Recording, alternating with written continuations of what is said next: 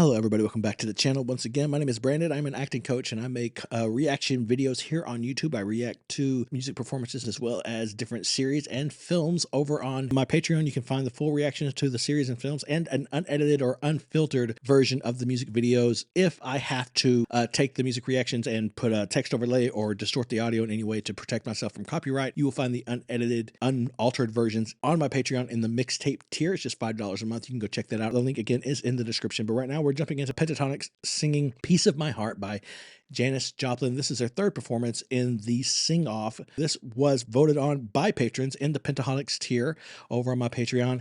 They want me to go through the entirety, all 12 performances from this program that they were on. So I am on number 3 right now, and I am posting one a week on Tuesdays. I'm doing my best anyway. Hello, everybody on Patreon. For those of you who are already on Patreon in the Pentatonix tier, you're going to see I'm not feeling very well. So, but I'm trying really hard to stick to the schedules that I've tried to make. I'm not doing really good at all with the film and TV stuff, but I'm doing better with the Laura Fabian stuff. And so far, I've pretty much stuck to this one, and I want to keep it that way. So it's Monday. Again, I'm not feeling well, but I'm going to go ahead and try to get this recorded so I can try to get it edited and posted it for you tomorrow. And I just said posted it, posted for you tomorrow, which is Tuesday, which is Aka Tuesday, right? So if you will please extend me some grace if I seem a little low energy, or maybe I missed something, or I'm having a hard time with my words or whatever, just, understand I'm not 100%, but we're going to check out this performance. I love this song.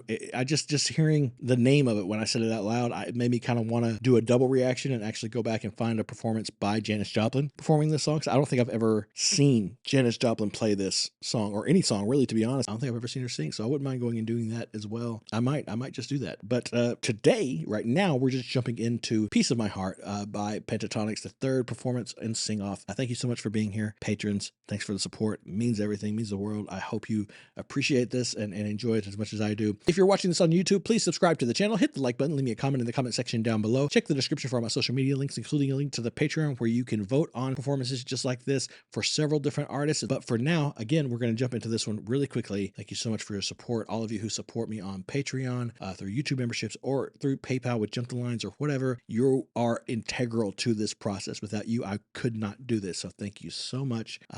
Yeah, let's jump into it. I love the 60s. I think I was born in the wrong time.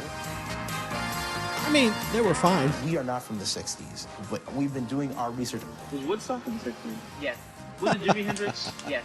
Was the Who in the 60s too? Yes. Was Woodstock in the 60s? James Taylor, Dusty Springfield, and Sam and Dave. It's an incredibly rich experimental time because the rules got kind of thrown out the window. You're not playing standards anymore, you're inventing a new sound. 1, 2, 3, 4. Wow, some of these groups really are big. In the 60s, you didn't have the digital technology that we have today. You didn't have auto-tune. It really relied on voices. A lot of recordings were just one takes. North Shore definitely has an advantage because they're the only ones that were around in the 60s. We're the grandparents, and we have been singing since 1965. Back then, you had to just sing. You couldn't do any effects. This is our style of music. We should be able to knock this out of the park. You guys suck, man. Yeah, man. All you guys suck. That's funny. In the 60s, it's such a fun, free-spirited, energetic time, and I think it really actually lends to the Airs style a lot. Our group has never, ever done a 60s song before, but I know that we'll be able to pull this song together and really work hard. I mean, maybe. I think they'll be fine. I think they'll be just fine. Sure, you're right. I mean, maybe that's just me, but I'm pretty sure they'll be just fine. Back when I was in college, I sang in the same a cappella group with Sarah Bareilles. One of the songs in our rep was I Want You Back, which incidentally is the same song Sonos is doing this week. It's totally different from the original and from the way we did it then, so I hope she gets a kick out of it. Jesus, the 60s were an did I pick the wrong video? I think that the audience will go back in time and remember how hopeful the 60s were, and maybe we can get some of that hope back again. We'll start it off with a 5-person group that packs a punch with ultra-modern pop. Now they're reigniting a tune by a fellow Texan that set the 60s on fire. Performing the classic Piece of My Heart by Janis Joplin, here's Pentatonix. It's an interesting choice. Come on. Oh my God. Like you were the only girl. Hey. Whoa, didn't I give you everything a man possibly can? Okay, man. Sing it. And each time I tell myself, well, I think I've had enough. Well, I'm gonna show you, baby, that a man can be so tough. I need you to come on. This sound like until right there, it sounded completely different. So until the come ons, this sounded completely different from the song that I've heard before. I almost didn't recognize it, but I mean, come on, Scott's his voice is insane. So you know they're working it, they're making it happen. I'm excited to see if there's going to be a switch up or if they're going to play this style the whole way through. I don't know how they sort of evolved. So I mean, the last one they did was insane. They had the switch and they really rocked it. So I don't know if they're planning on doing something like that again or if they're going to keep it a little more traditional. I guess I can just wait and see on that. Yeah. Take another little piece of my heart now, baby. Break another little piece of my heart now, darling. Yeah, come on. Hey, have another little piece of my heart now, baby. Yeah, you know you got it. If it makes you feel good, oh, yes, it does.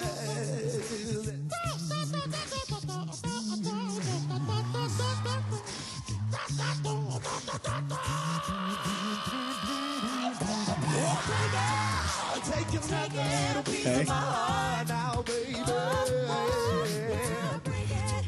Break another little piece of my heart now, darling. Now, darling. Have another little piece of my heart now, baby. You know you got it. If it makes you feel It's good. This is.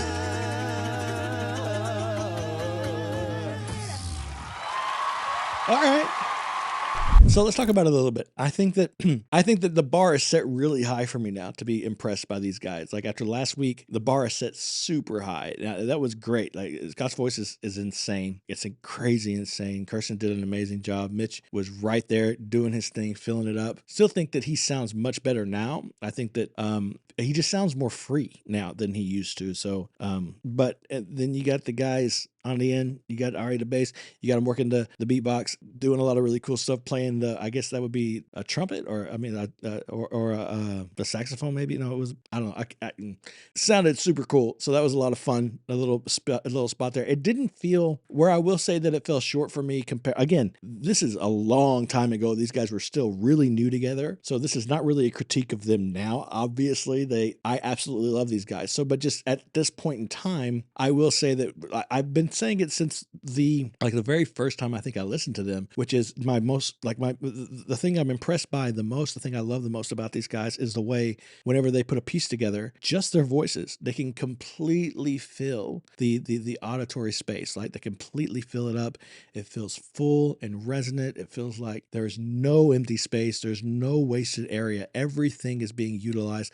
Every little nook and cranny they can go into harmonically, they're going into, and they're creating a full and incredibly well balanced sound. And this one, pretty much for the duration, I will say that one thing that kept kind of coming back to me was that it felt a little bit hollow. It felt like there was a little bit of a lack of resonance. Like it felt like one of the challenges I heard that they were facing actually giving them trouble, which is that there are so few voices in their group, and it didn't feel like they had enough to fill this up with the arrangement that they put together. Like I said, obviously with just this group, they do an amazing job today, and for years and years they've been doing this incredible job of taking just these 5 voices and really, really building beautiful harmonic space. So it's not like they can't do it. They're just new. They're new together. They're still working on things. They probably don't have a whole lot of time to put these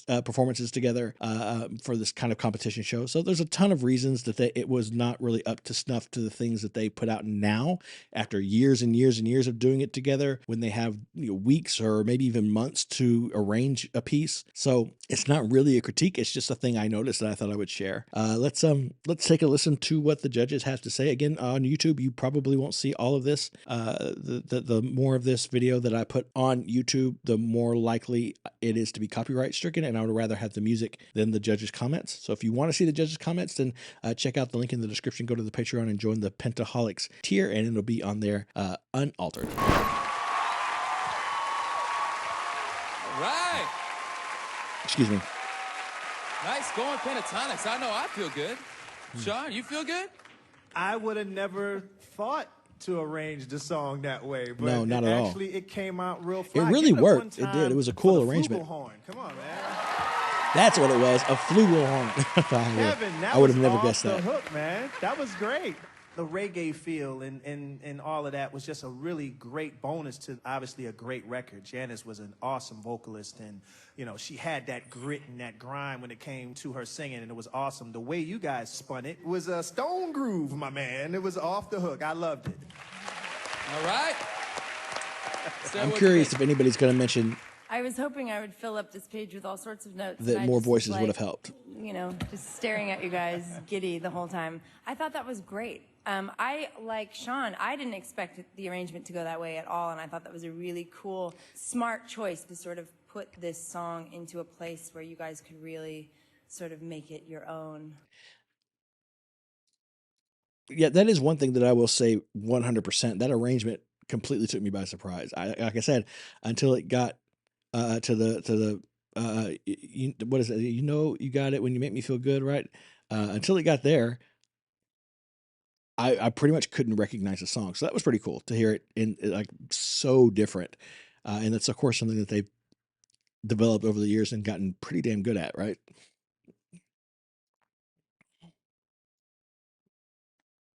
I love that phrase. You made it your own, man. I thought, Kevin, you killed it, both on trumpet or flugelhorn. Great, I love it. I thought you had a great groove. And I think you guys have just a really great blend. I think at some point I was kind of missing the powerhouse of your other arrangements and choices, but it's so great to know that you're versatile, and you did it really well. Well done. That was a very slight mention that kind of touched on what I was saying. Well, my favorite musical groups take risks, and sometimes they bust their ass, and sometimes they do a great job, which is what you guys just did. That was great. Like, you nailed it that time. So I hope that you keep taking risks, because sometimes you miss and sometimes you don't, but it's so much more interesting when you nail it. Every once in a while, you guys want to rush, and this time it wasn't very often. But there was a moment that you could have slowed down a bit, and that was on the come-ons. Come on. Could have just waited a little bit to give us a downbeat, and I think it would have won there. Avi, great bass singing. His deep voice sounded awesome. Overall, it just really worked. You didn't stay precious to the 60s version, and it won for you that time. Yeah. Nice work. Good job. Okay. We'll find I like out that saying, didn't stay Thanks, precious to the 60s version. I like that.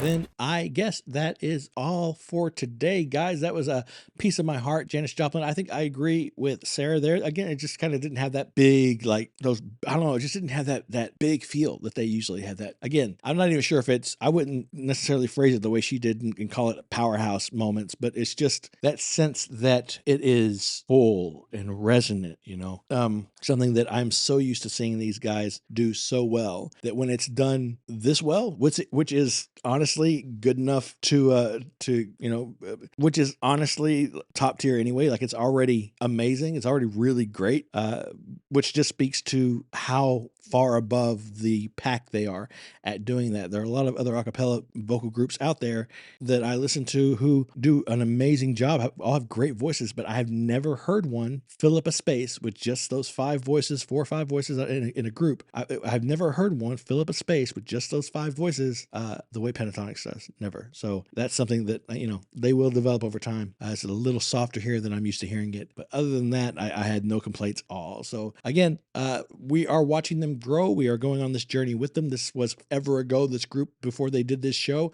Apparently 2 of the members were absolutely brand new. So it's not like they've had a lot of time. So it's really exciting to watch them grow together. You guys know what's up over on Patreon. Thank you so much for being here. Thanks for sponsoring these reactions. I appreciate you so much. I'm going to try to get this one out to you by tomorrow, if at all I possibly can. If I'm a little late, I hope you will forgive me. But yeah, having said all that, thank you so much for being here. I hope you enjoyed it as much as I did. Please remember, as always, to be kind to each other, and most importantly, be kind to yourself.